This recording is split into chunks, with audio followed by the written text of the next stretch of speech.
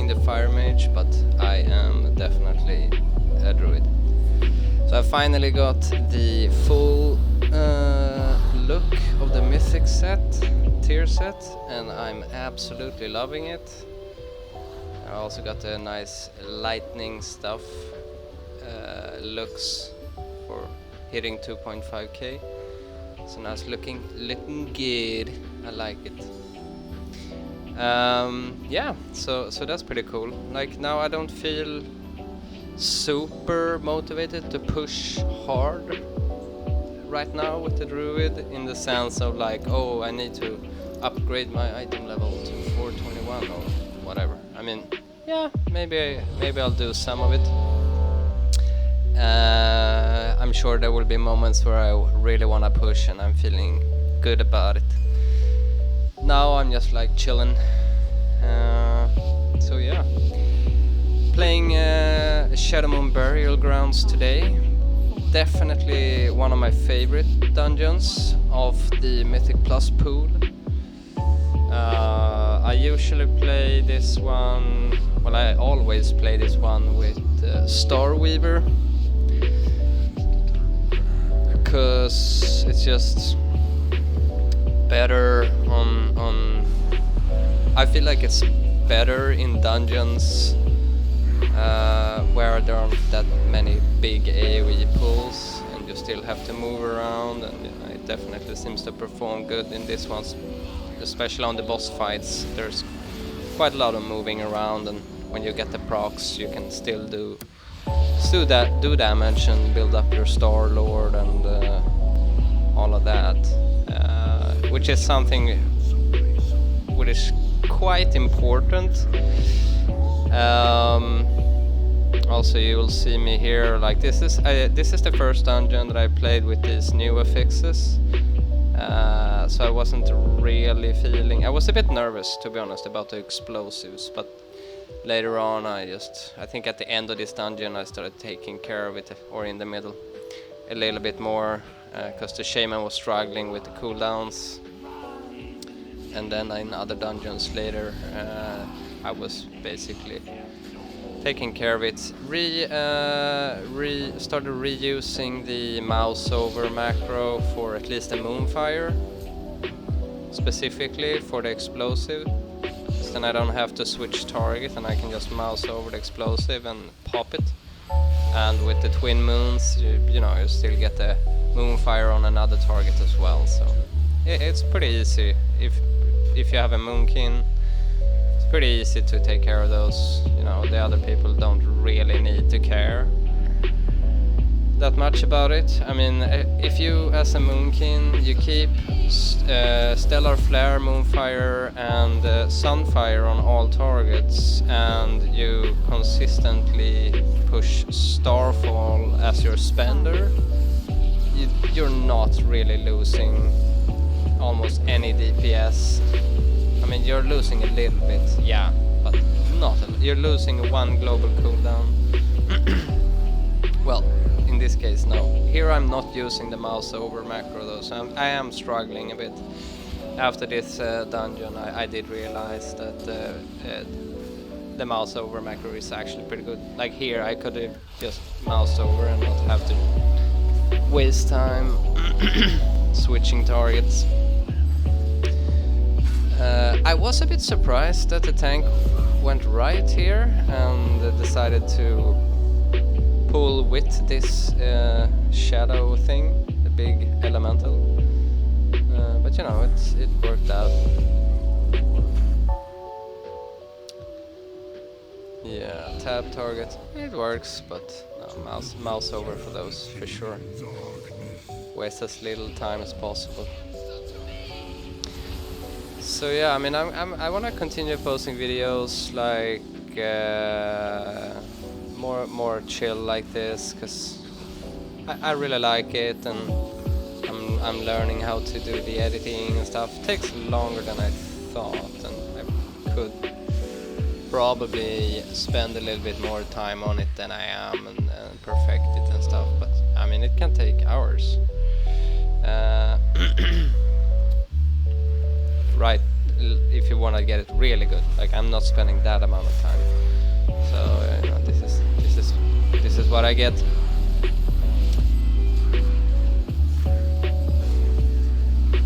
Alright, I'm just like trying to push all of the AoEs out. Okay, I'm actually taking care of some of the explosives.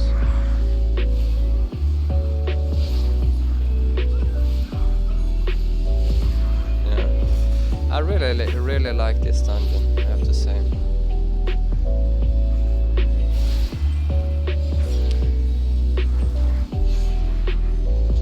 I'm not sure if I noticed it in this dungeon or if it was... I think I did no Coup offensive after this one, where I really went hard on the explosives, and I realized that, wow, I am actually almost not losing any DPS, because the dots, if you keep 3 dots on all targets, these 3 dots, and using Starfall and then getting in Starfire here and there on the AoEs, I mean that in itself does so much damage, that is fine. Totally fine, and it's better to keep everyone alive than to be at the top of the DPS meter, even if it's one of the most enjoyable things as a DPS is to crush the meters, of course. Everybody loves that, and if you don't, then maybe you should play tank or heal.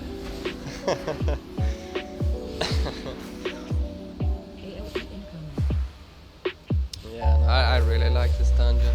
I like how it looks, I like how it feels. It's varied, you know, the boss fights are very different from each other, like the color palette. I am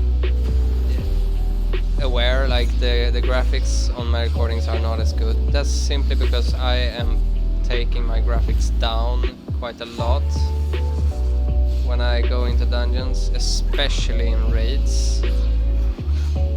Like the setup I'm using a Acer Nitro 5 gaming laptop, which is fine.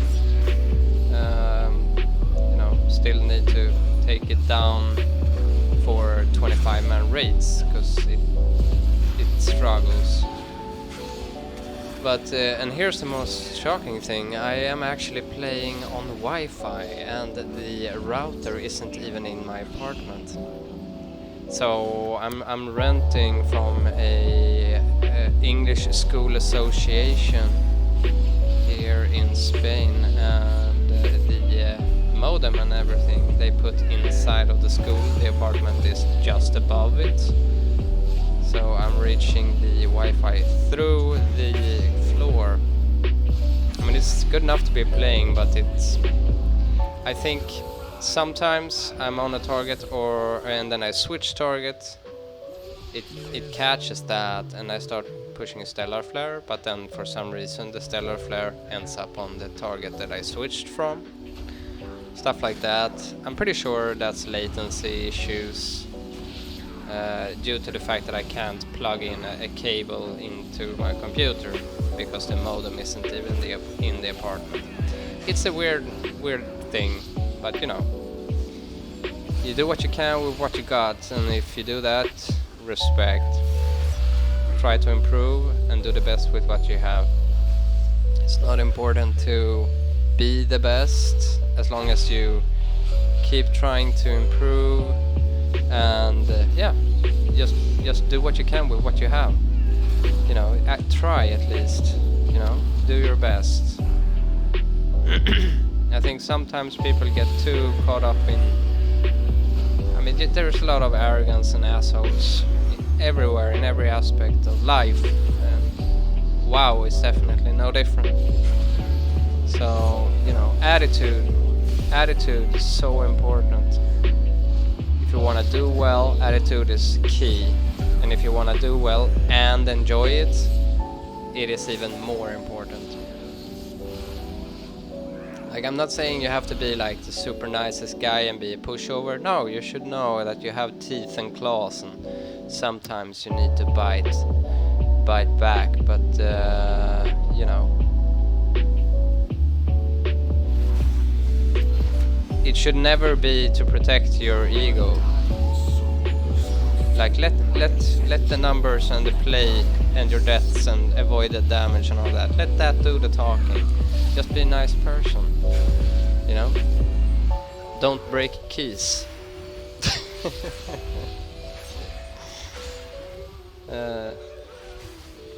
Yeah, enough of the preaching. Alright, first boss incoming.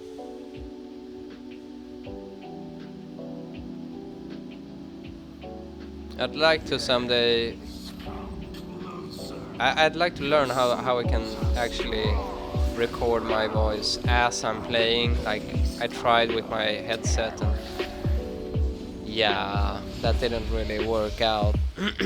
My voice kept cutting out. I don't know if it's because there is some setting where like it catches another sound and then dampens my voice, so I kind of disappear, or what is going on.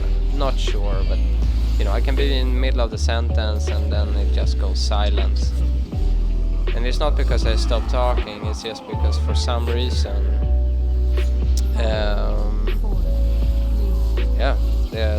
my system just decided to cut it out, and it's like on a consistent basis, like maybe like 5 to 10 seconds in between, which is very annoying. And yeah, that's the reason why, like, on the first video I posted for Pug Life, that I'm not speaking because I recorded everything and did everything like I wanted. Well, I was fine. I wasn't happy with the music and the way I mixed that, but I was fine with it. But then the icing on the cake was that the voice was fucking up, so I just cut that out and just exported the video and put it out there. I was fed up. Yeah, so I'm a temperamental person.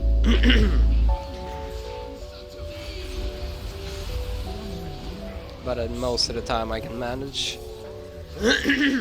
Excuse me.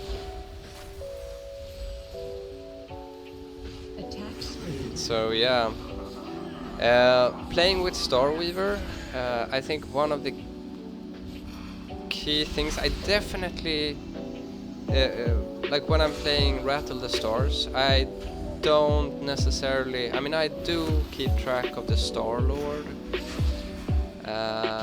but not a lot.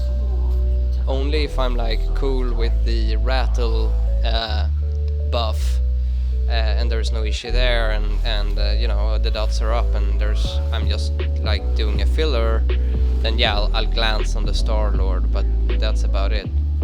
But when I'm playing Weaver, I am keeping track of the Star Lord, because you're getting a massive haste buff from that,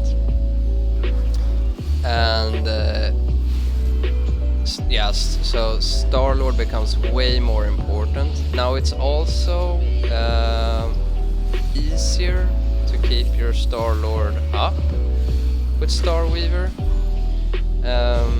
which kind of it would make sense, and it does make sense that since it's easier with the procs, so you're using more spenders, it becomes a higher priority to keep the Star Lord up.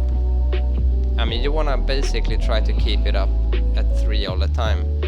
Like here, maybe I should just push the star fall, to be honest. I'm at 320 on my man, I can't, the pulsar 320, so there's no issue there. But I was at 1 Star Lord. Now I'm gonna take what I just said back again. I think I saved the proc to be able to pop up my Star Lord to 3 stacks as fast as possible. Yeah, that makes sense. So like in scenarios like this, now the Star Lord went down, right? But I still have the proc and I didn't use it. Why? Well, it's because I want to use 3 spenders at the same time, right? So I'll actually, and it's also for the 2 set, right? So it's not because, oh no, it's AoE, so I shouldn't use Star Surge. No, it has nothing to do with that. It is purely, how can I get Starlord to 3 stacks and my 2-set to 3 stacks as efficiently as possible. So for AoE, like if I get the proc, like if I have massive generation of astral power, I think we're dying here, yeah. I don't know what happened with that bull, but yeah, if I have massive generation of astral power, I'll go 3 star falls. But a lot of the times I don't have enough.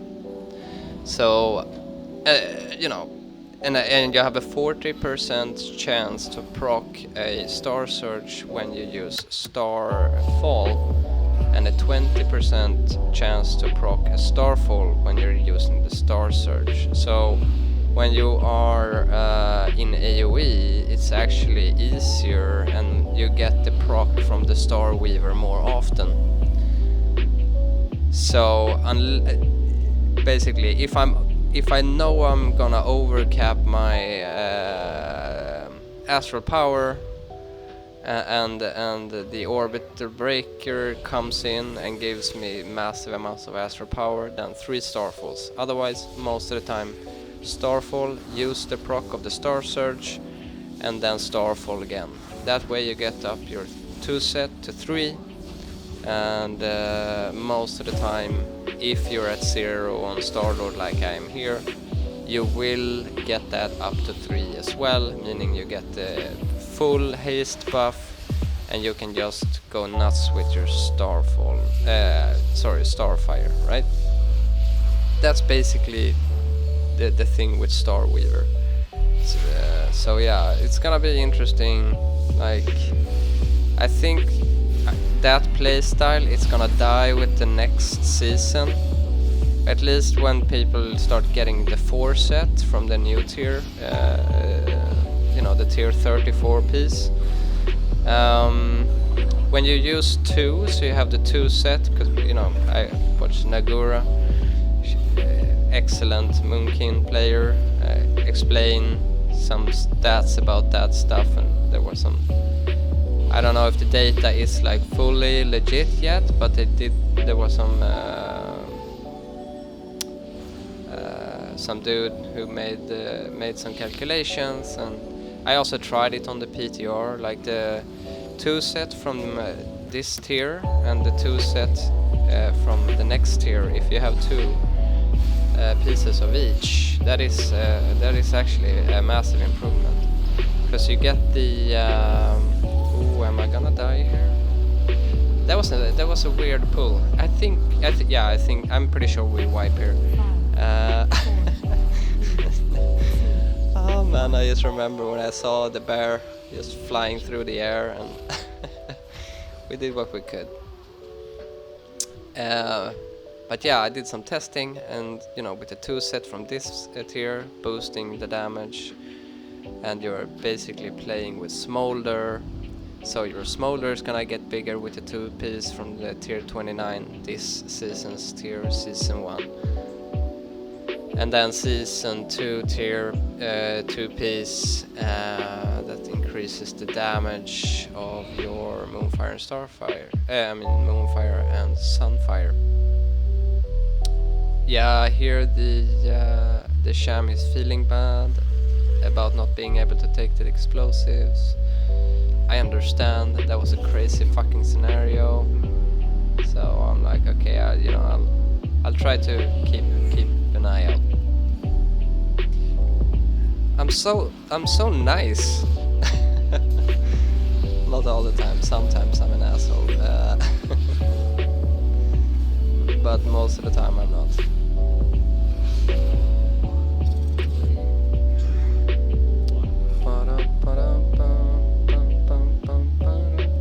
I mean, look at this place. It's beautiful. I love the design of this dungeon. All the details, like, and the glowing, you know, with the dark and everything. Looks great. And my arcane spells fit right in. That's not the reason why I like it. I just think it's a beautiful combination of level design and color palette. There's a great atmosphere as well. Well done. I like it. I think right about here, now that I like trying to make a conscious effort to take care of these things, the explosives, this is where I'm starting to think, dude, I need to go back on my word about the mouse over macro.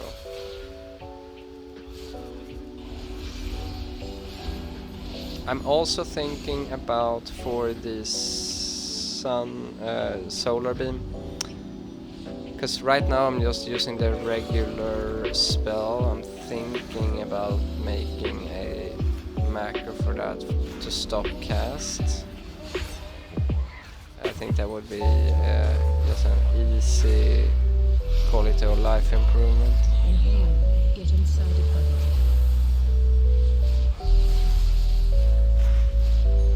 Shave off some milliseconds. Because I mean, at the end of the day, it's like I don't want global cooldowns or stuff like this, or having to click on different things. Now I do click, especially on my defensives that I have under my health bar to the left. Those things I click. I want to find a better solution, but man, I have so many keybinds now. I need a mouse with more buttons.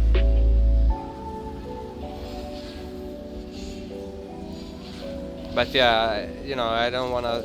I want to have as little, you know, the least amount of things I can have that will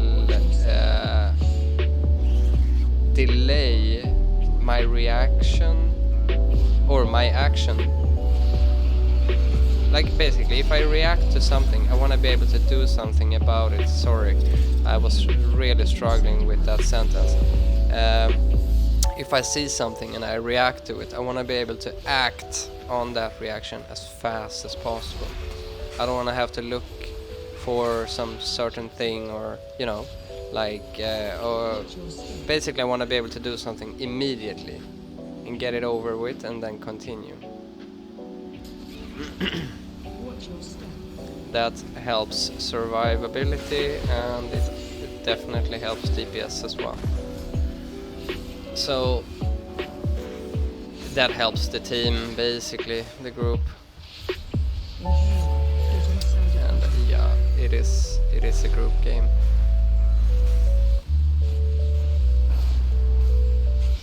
Said the guy who is pugging everything alone. But yeah, no, I don't really have an issue with pugging per se, in the sense of playing with new people. When I was younger, like I had the same friends for 20 years and almost never made any other friends. I was like playing it safe. I was also living a bit outside of the city and everything, so you know, during my teenagers it was a little bit harder to get connections and stuff like that. So, but you know, that was fine, and I do love my old friends. Now I don't. Two of them they're gonna be probably, unless some random person comes up and does something amazing for an extended period of time. To me, these guys are gonna be my best friends my entire life. Yeah, that's for sure. But yeah, then I moved to Spain, and my entire life has completely shifted and changed many times since. You know, now I like meeting new people, and yeah, it's very different. I'm still myself, obviously, but I'm also very different from how I used to be. Growing old. I'm a bit of a boomer, but you know, that's cool. I embrace my age. I'm not a boomer, but I'm getting there.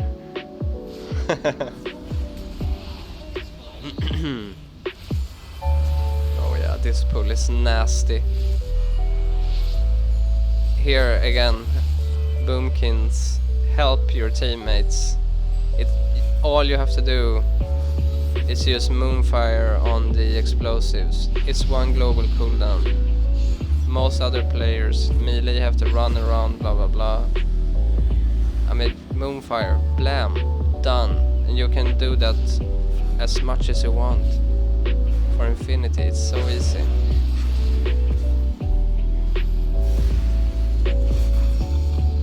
And there's no cooldown. There's only global cooldown. There's no like stacks. You don't have like Fire Mage, Fire Blast, like where you have 3 and then they have to you have to recover them. No. Just spam that mother.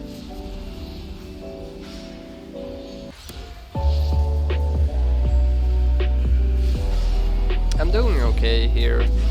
66.9k overall DPS. It's not the best I've ever done.